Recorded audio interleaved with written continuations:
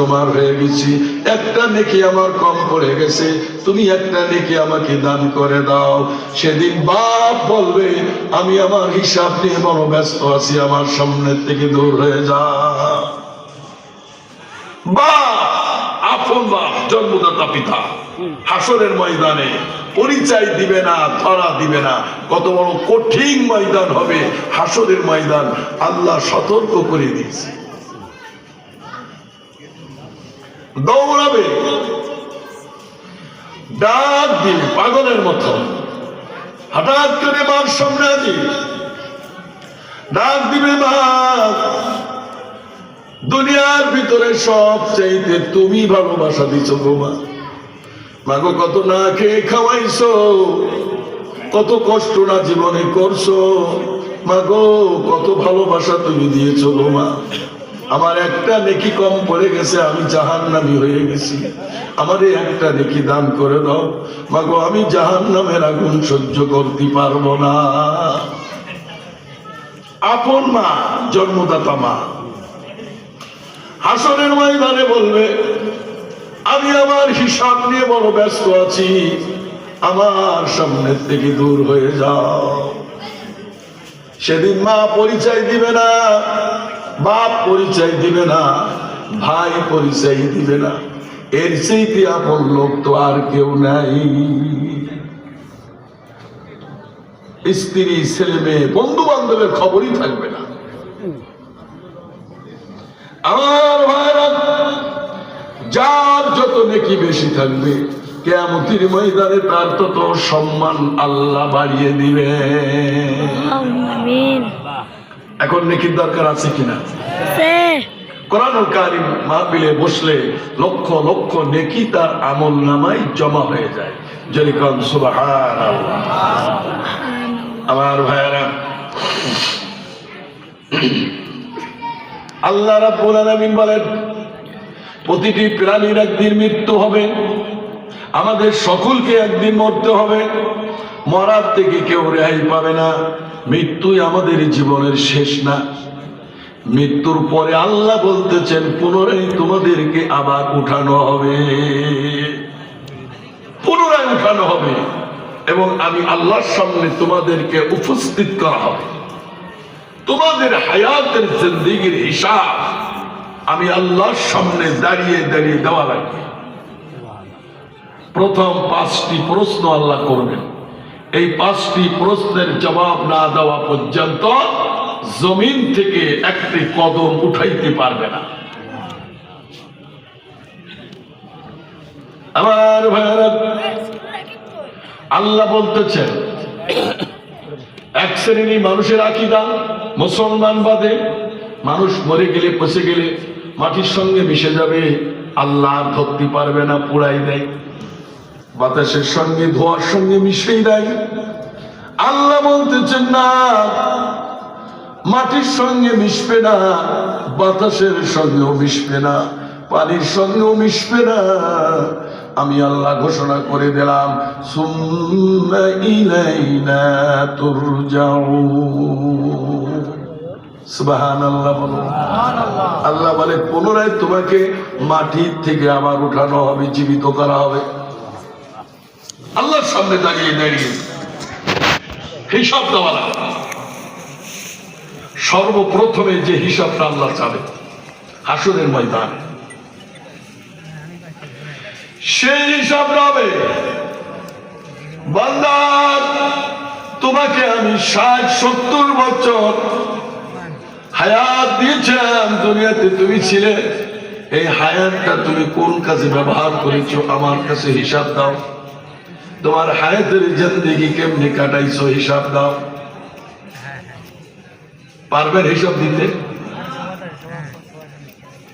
এই হায়াতের অর্ধেক তো লাফায়া সাফায়া কাটাইলাম, নামাজের কিনারে নাই, ইবাদতের কিনারে নাই, ওয়াজ মাহফিলের কিনারে নাই। আল্লাহ বলেন আমার সামনে দাঁড়িয়ে দাঁড়িয়ে তোমার হায়াতের জিন্দেগির হিসাব দেওয়া লাগবে। আল্লাহ রাব্বুল আলামিন সতর্কমূলক আয়াত আরেকখানা আয়াত নাযিল করে আল্লাহ সতর্ক করে দিয়েছেন সাবধান হয়ে যাও। সতর্ক হয়ে যাও। আল-ইয়াউমা নাখতিমু আলা আফওয়াহিহিম ওয়া তুকাল্লিমুনা আইদিহিম ওয়া তাশহাদু আরজুলুহুম বিমা কানু ইয়াকসিবুন।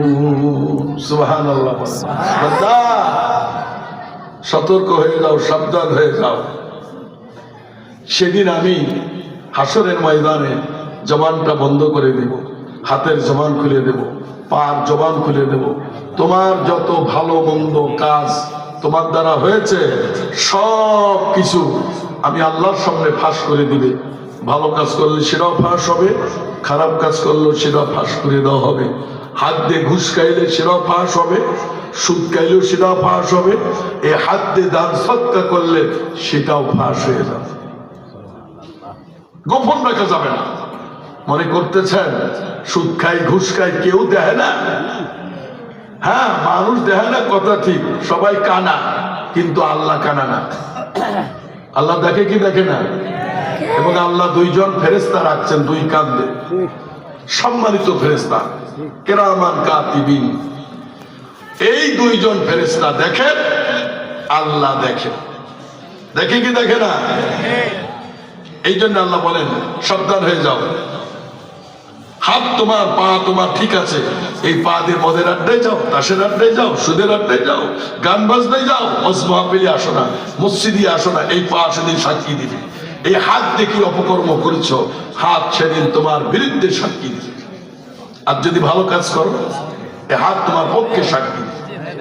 আমার ভাইরা, এখানে তো অনেক ওলামায়ে কেরাম আসছেন। আসলে প্রতি বছর হাজী সাহেব দাওয়াত দেয়, আসি, আজকে হাজী সাহেব নাই, মনটা খুব খারাপ লাগছে।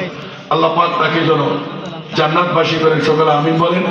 ওনার পরিবার পরিজন যারা আছেন তাদেরকে জন্য আল্লাহ পাক মাফ করে দেন, এবং এই মাদ্রাসা মসজিদকে জন্য আল্লাহ কবুল করে নেন। এই মাদ্রাসা ছাত্র শিক্ষক যারা আছে তাদেরকে জন্য আল্লাহ কবুল আর মঞ্জুর করে নেন।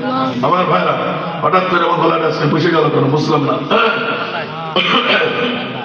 যাই হোক, এই মাদ্রাসা রশিদে এতিমখানা মাদ্রাসা বহু আগে থেকে, আজকে হুজুরের কাছে শুনলাম যেখানে 80 জন ছেলে পেলে লিল্লাহ বোর্ডিংই খায়। 80 জন ছেলে, 80 জন ছেলে লিল্লাহ বোর্ডিংই খায়। মাসে কয় মন চাল লাগে? হ্যাঁ, 3 জনে খান, তাইতে 1 মন চাল লাগে। আর 80 জন ছেলে মাসে খাইলে কমপক্ষে না হলো কয় মন চাল লাগে হুজুর? প্রতি মাসে 40 বস্তা চাল লাগে। সুবহানাল্লাহ বলেন। আজকের মাহফিলের প্রধান বক্তা আসছে, আগামীকালকেও মাহফিল হবে, লম্বা রাত করা যাবে না। 2-1টি কথা আলোচনা করে শেষ করে দিব। এই 40 বস্তা চাল এই এতিমখানা রশিদিয়া মাদ্রাসায় প্রতি মাসে খরচ হচ্ছে। এত দাগ পাচ্ছে কোথায়? আল্লাহ পাকই বরকত দিচ্ছে। আল্লাহ বরকত দেয়, কিভাবে দেয় এটা বুঝবেন না। আমি অনেক সময় বলছি, অনেকেই বলে মাদ্রাসায় পড়াবো না, পড়াইলে হুজুরা ভাত পাইব না, হুজুরা না খেয়ে থাকবো, না খেয়ে মরে যাবো। এই জন্য পড়াইতে চায় না। আসলে মাদ্রাসায় পড়াইলে, হুজুর হইলে ভাত পায় না, এ কথাটা সম্পূর্ণ ভুল। ভাত খায় না, ভাত খায় না। আমার সঙ্গে ঘুরিয়ে দেখেন, 1 মাস আপনি ভাত খাবেন না। বিরিয়ানি, পোলোয়া